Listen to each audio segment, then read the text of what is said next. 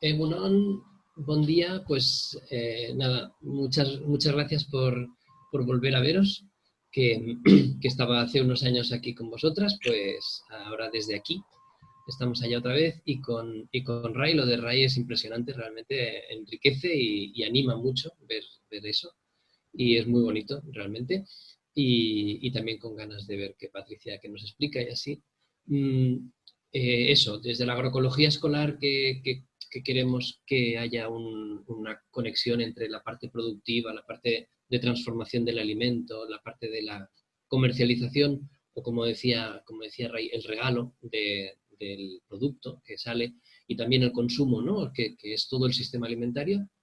Pues llevamos unos años trabajando. Esta vez Marc nos dijo que hiciéramos una propuesta, bueno, una propuesta de pequeña ponencia de cómo la agroecología escolar pues sortea el tema del COVID y así. Estuvimos hablando con el grupo de educadoras agroambientales de Sant Cugat, que son gente contratada por las AFAS, y que en Sant Cugat, en casi todas las escuelas públicas, que estamos llegando a 100.000 habitantes casi, o sea que somos un pueblo bastante grande, pues unas cuantas escuelas públicas que tienen educadora agroambiental, y entonces estuvimos viendo pues que en realidad la sensación era de depresión total, de que todo estaba parado, de que todo no funcionaba y así.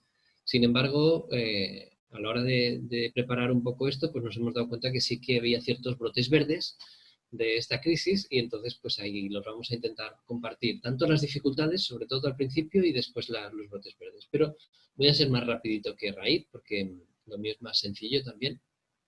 Por un lado, tenemos varios proyectos que se nos han frenado, ¿no? Teníamos un momento bastante chulo en el que el entorno de Sant Cugat se estaba empezando a poner las pilas en agroecología. O sea que al principio fueron las escuelas las que empezaron con sus huertos escolares y tiraron adelante, y así en un pueblo que no quería saber nada de huertos, que no quería saber nada de agricultura, porque la agricultura era una cosa del pasado, y lo que mola es la tecnología y todo eso. Pues ahora, con el tiempo, ya empezó la Ortiga, por ejemplo, que es una asociación, una cooperativa como Germinando también, de allí de Sant Cugat, con una finca agroecológica y así. Ahora ya hay más fincas puestas en marcha. Hay un programa que aglutina a las productoras de toda Collserola, de toda la sierra de Collserola, se llama Alimentemos Collserola, y están haciendo unas propuestas muy chulas. Tenemos unos cuantos centros que están comiendo directamente ya de estos productores, que son 7 escuelas, o sea, 3.000 alumnos me parece que están comiendo del producto local, menos la zanahoria, la cebolla y la patata, que son muchos kilos, y entonces eso no da como para comerlo de aquí cerca. Todo lo demás, sí, pues la carne y eso. Y eso es gracias a la participación de un actor especial, aparte de las productoras, que esa asociación que se han hecho. Aparte es porque las empresas de comedor se han puesto mucho las pilas. Hay una empresa local aquí que está haciendo cosas muy interesantes. Y habíamos empezado a hacer esto continúa funcionando. Una escuela había empezado a hacer un intento de ligar todo esto. O sea, cómo educativamente, cómo conseguimos que todo lo que pasa en el huerto, todo lo que pasa en el comedor, y todo lo que pasa con el exterior y así, forme parte del trabajo que se hace en el aula también y así, ¿no? Que no haya una desconexión entre el huerto y el aula, que eso es una cosa que pasa a menudo, porque los huertos permiten que los grupos se dividan en dos, y eso permite que el profesorado trabaje mejor, pero a veces se dedica a hacer el refuerzo escolar que necesita hacer, y entonces atiende a la diversidad y así, y se abandona el huerto. Y entonces el huerto y el aula están desconectados. Eso pasa a veces. Y además ahora se añaden más problemas, porque encima tenemos producto ecológico y productoras que están viniendo cada día a la escuela. Y el comedor, que además está haciendo un proyecto muy bonito de trabajo por la autonomía, en el alumnado se sirva a sí mismo, que escoja la verdura, se está comiendo más verdura a partir de esto. Todo esto es muy chulo, pero más complejo y más desconectado. Y entonces, con la pandemia nos nos impide también trabajar bueno, hemos intentado hacer un proyecto en el que se pueda ligar un poco todo este proceso, con un itinerario que parte del aula, la maestra impulsa un itinerario en el cual el alumnado va recorriendo primero la cocina, después la productora externa, la finca agroecológica, después el huerto, porque planta allí las cosas que recoge de la finca externa. Digamos que las cocineras les proponen un pequeño reto de ayudar a la cocina y entonces eso les hace ir a buscar más productos ecológicos en el entorno local. Se van a ver la productora ecológica y entonces les da productos, les da semillas que llegan al huerto, que las plantan para ver cómo podrían ser. Después eso se va a ir al comedor, pero se dan cuenta de que ahí no hay suficiente cantidad y entonces se van a poner en contacto a la productora que llegó y a la cocinera, ¿no? Bueno, es un pequeño proyecto educativo ligado desde el aula y así, que le hemos llamado 360 por este planteamiento educativo de los 360 grados que implica la educación, que coge a todos los actores y así, y hemos hecho una pequeña experiencia que se nos ha quedado rota, se nos ha quedado parada por culpa de la pandemia y que tendremos que continuar después. Otro proyecto que también se nos ha quedado parado, estoy aprovechando para explicaros el proyecto, evidentemente, pero es que porque nos hace ilusión el proyecto como tal, pero que están ahora mismo detenidos. Otro proyecto también similar es el del obrador ecocomunitario en un instituto. En el instituto de Valtoreix, de Sant Cugat, hay la cocina, digamos, hacia las 4 de la tarde ya se limpia y se cierra. Y entonces lo que estamos haciendo es que puedan llegar, a partir de esa hora, puedan llegar con productoras como a un obrador, o sea, a poder hacer elaboraciones con sus productos. Por ejemplo, mermeladas, galletas, lo que sea, que para poder comercializar esto hay que haberlo hecho en un lugar que está legalmente constituido. Y eso es muy complicado. Eso en los pueblos que no tenemos infraestructura agrícola o que ya la hemos perdido, no tenemos esos lugares. Y entonces estamos intentando hacer uno, pero eso va para largo, pero mientras tanto vamos a utilizar la cocina de las escuelas. Como mínimo esta primera de un instituto, pues íbamos a empezarla a utilizar, ¿no? Entonces tenemos un colectivo cerca que es de un centro al lado del instituto, que es un centro de personas disminuidas psíquicas y físicas, y van a entrar a hacer cada tarde galletas. Y entonces esas galletas van a formar parte, bueno, el proyecto de RAI, pues más o menos, pero pues eso, elaborándolas allí con el colectivo y luego que vayan llegando productoras de Sant Cugat para ir haciendo diferentes proyectos. Y después había otro proyecto que no sé si lo conoceréis, se llama Recooperemos. Es un proyecto de recuperar el alimento que no se sirve. El planteamiento es que el desperdicio alimentario en realidad tiene 3 fuentes en la escuela. Una fuente es lo que sale del plato. Y eso se tiene que compostar, no se puede reutilizar, evidentemente, ¿no? Chao, Ray. La segunda fuente de desperdicio alimentario es lo que se ha servido, no, perdón, lo que se ha elaborado y no se ha servido. Está todavía en la olla, ¿no? Digamos. Pero no han venido suficientes chavales o el proceso de autonomía del alumnado hace que no escojan comerse de eso y entonces se queda en la olla. Entonces, eso se puede congelar. Si eso se congela, eso se puede derivar a entidades, incluso las propias familias, recogerla en táperes y todo eso. Todo eso lo estamos organizando. Hay 14 municipios que están metidos en este programa, que lo está impulsando el Consejo Comarcal. Es una cosa así un poco grande. Y ahí estamos también. Y este proyecto del Recooperemos significa, para un ayuntamiento, significa poner en contacto a la escuela con entidades sociales, que entonces es muy interesante porque aparece pues un Cáritas o otras variantes que pueden llegar a la escuela y explicar un poco cómo está la situación, y también a cuestiones que no son de caridad, digamos, para entendernos, que no son de ayuda social, sino que son de recuperación. Pues la población puede colaborar con la escuela para que no se pierdan estos alimentos, ¿no? Y bueno, esta es la segunda fuente de desperdicio alimentario, y la tercera fuente de desperdicio alimentario es la agricultura convencional si es que tú te alimentas de agricultura convencional. Es decir, la agricultura convencional está supeditada a tener que hacer muchos productos del mismo calibre, del mismo tipo, para poderlos vender todos en un supermercado o en un no sé qué. Eso produce mucho desperdicio alimentario en el propio campo, ¿no?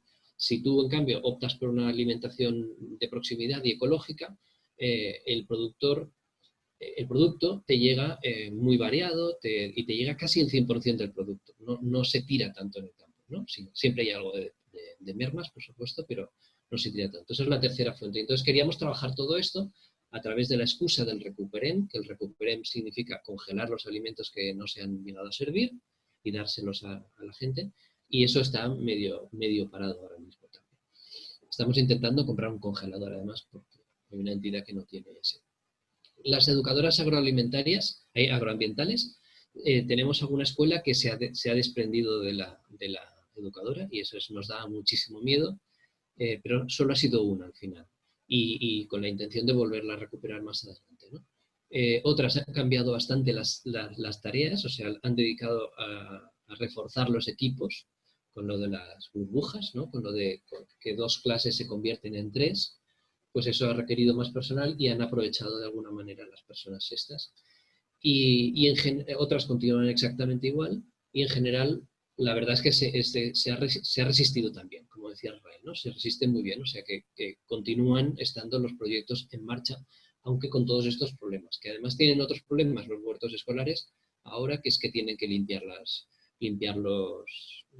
herramientas cada poco, tienen que usar las mascarillas, tienen que organizarse de otra manera espacialmente, y por lo tanto todo eso ha dificultado, pero no ha impedido. Entonces, bueno, también hay otro aspecto que es la competencia de necesidades. Alguna escuela ha tenido que dedicar parte del terreno, que tenía un buen terreno, para poner huerto, tampoco lo estaba ocupando todo, pero era un espacio que daba para más, y ha tenido que compartirlo con el patio para organizar el patio por zonas también, ¿no?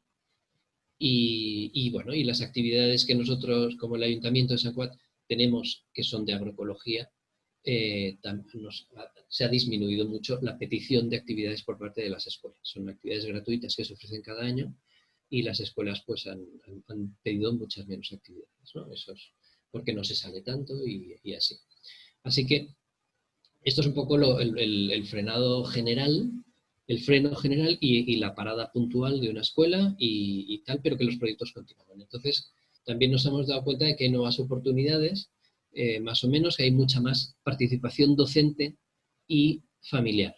Es decir, que el hecho de que existieran las educadoras agroambientales también hace que a veces se desconecten, como decía antes, con el aula se puede partir en dos y se pueden desconectar mal, por desgracia, y entonces a veces pasa que el huerto en sí mismo es un aula, es una asignatura, por decirlo así, ¿no? Es un aula que funciona.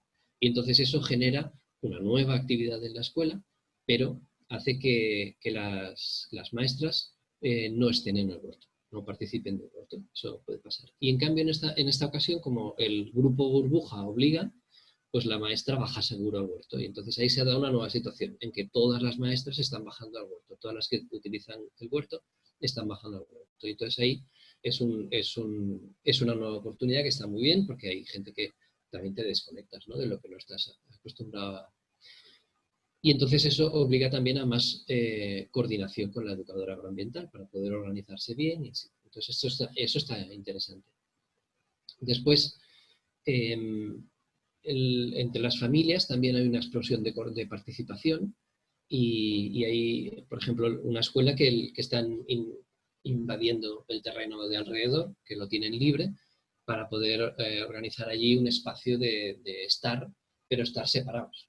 De manera que se puedan estar los grupos a la hora de salir del cole, haya un espacio que es bastante amplio, y entonces que puedan estar por corrillos, ¿no?, las familias y así, y poder continuar estando después de la clase, que es muy importante para las familias poderse encontrar e ir hablando de sus cosas, que también es el momento que se encuentran con las maestras y hablan de alguna cosa que ha pasado y tal, y están invadiendo un terreno. Entonces ese terreno tiene una higuera y están invadiendo la higuera.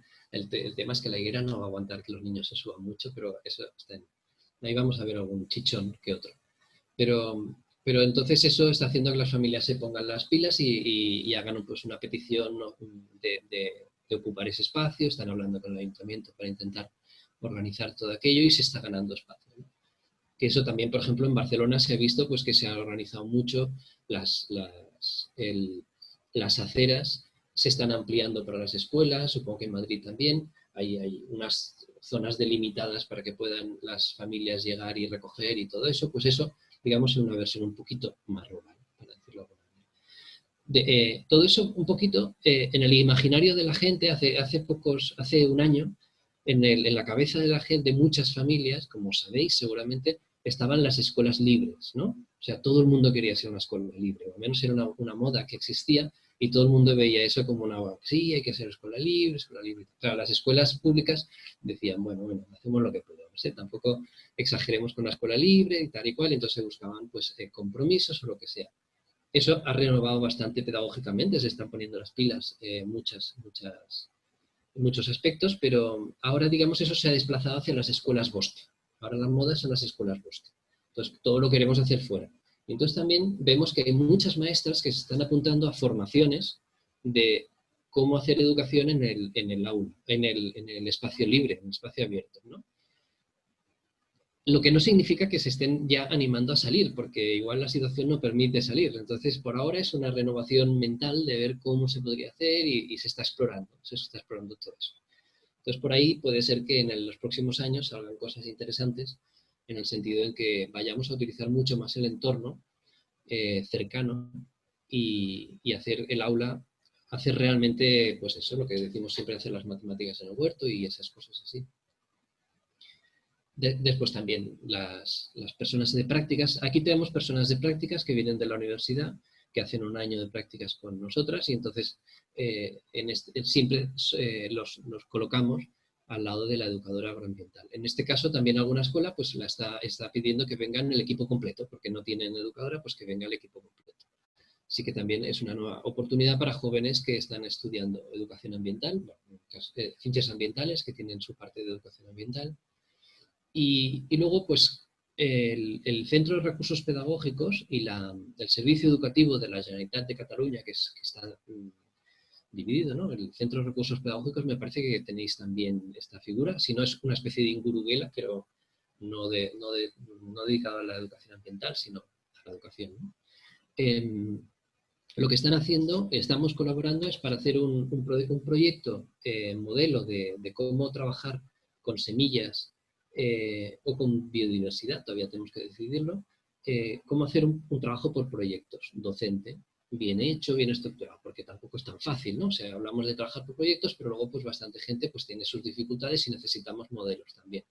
Y entonces vamos a hacer una experiencia con la ortiga, con la finca agroecológica que tenemos, vamos a hacer una experiencia en la que quede todo muy bien documentado, de calidad educativa suficiente como para que las maestras os animéis a tirarlo adelante y podáis tomarlo como modelo. O sea que eso va a ser una cosa interesante que va a salir, que vamos a experimentar este tiempo y se lo vamos a pasar a Marc, que me dice que tenemos 5 minutos para que él lo traduzca al catalán a vosotras. Y ya está. Simplemente quería también una última cosa, que es comentar que la crisis del COVID nos ha frenado mucho, pero sobre todo nos está haciendo... bueno, yo creo que es la primera de las crisis que vamos a tener en esta década, ¿no? Que es una década hasta el 2030, que está anunciada como la década terrible, que nos va a pasar de todo, y nos pueden pasar 1000 crisis. Entonces tenemos que aprovechar también la crisis como tal. O sea, el hecho de estar en crisis tenemos que aprovecharlo, tenemos que ser capaces de reaccionar primero emotivamente, o sea, ser capaces de asumirlo con las emociones y todo eso, o sea, decir, no deprimirse, sino, oye, no, que venga, que acordaos cómo estábamos al principio de la crisis, ¿no? Era muy, muy heavy a nivel emocional, o sea, lo de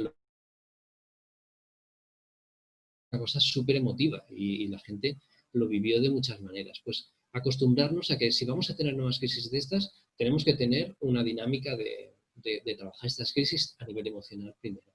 Después a nivel de entenderlo dentro del marco en el que estamos en un marco de crisis absolutas completas, que en el fondo tiene una crisis, una economía que choca contra los límites del planeta. Y esta economía hay que entenderla porque no hablamos de economía en en la escuela para nada, no hablamos de política para nada, y al revés, en el fondo estamos preparando para la economía y preparando para que la gente salgamos a luchar en la jungla esta que es la economía.